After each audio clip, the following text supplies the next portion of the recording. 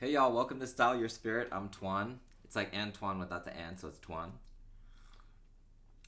So today I wanted to talk about in terms of design, one of my favorite cultures that I gain inspiration from is the Japanese. And I actually happen to have this linen Japanese kimono on today. I actually did wear it. I didn't just wear it for the shoot, but I just love the Japanese style. And the concept I wanted to talk to you about today is Wabi Sabi. Have you heard of it? I've turned a lot of friends on to this concept. They're like, what's Wabi Sabi? You say it all the time.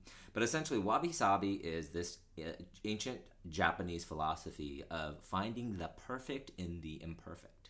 And one of my favorite books that does a really good job at drawing a line in terms of explaining what Wabi Sabi is Wabi Sabi Welcome. This is one of my favorite design books. It's written by Julie Pointer Adams.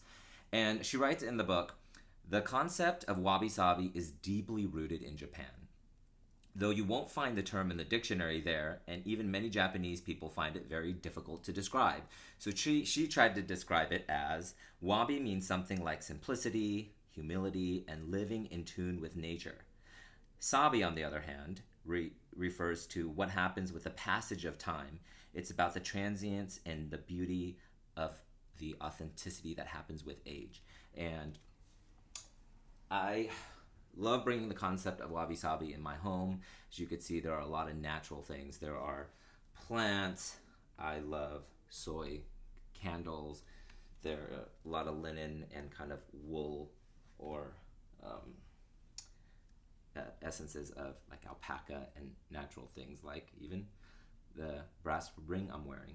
And so bringing wabi sabi into your home doesn't have to cost a lot of money, and bringing it into your life doesn't either. So finding natural things from, I have a bunch of twigs in my home that I found on the street to owl feathers that I found.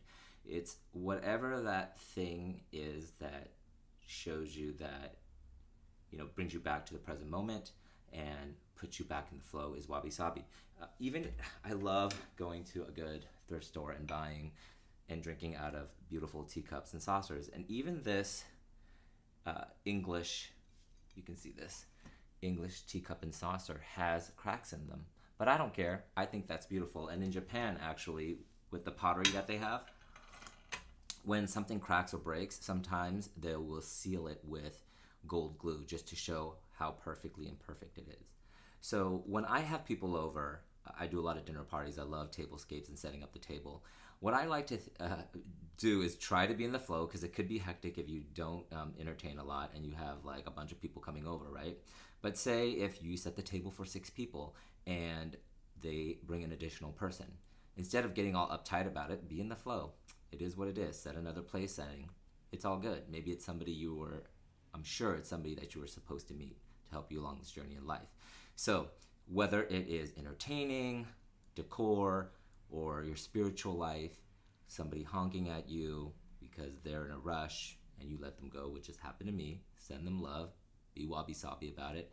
And I would love to hear about how you're bringing the concept of wabi-sabi into your personal, professional, and spiritual life. I'd love to know in the comments below, and please share if you are bringing some wabi-sabi up in your life and you learned something here. Bye. Cheers.